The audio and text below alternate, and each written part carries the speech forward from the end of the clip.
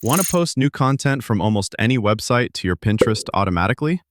Here's how to set it up with RSS app and make.com. No code required. First, open rss.app and paste the link of any website or social media page you want to repost into the generator. RSS app will create a standardized RSS feed from the web page, so automation tools like make.com can read and process the content.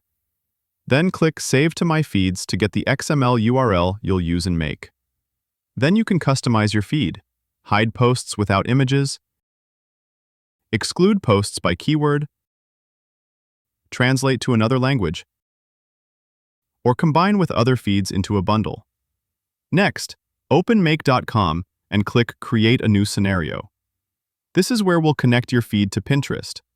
Search for the RSS module and choose Watch RSS Feed Items. Paste the RSS app URL you just copied and set the max number of posts you want to be fetched and posted each time. Now add another module, Pinterest, and choose Create a Pin.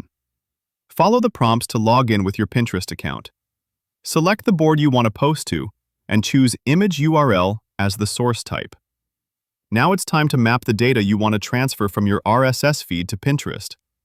For the image field, use the path Media Content Properties URL. That's where RSS app stores the article image. Then map the title to the pin name, description to the description, URL to the link, or anything else you want to include. Click Run once to test your setup. If everything looks good and the post appears correctly on Pinterest, activate the scenario.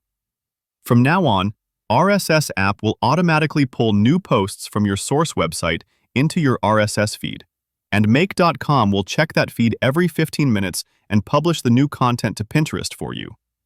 Start automating today with RSS app.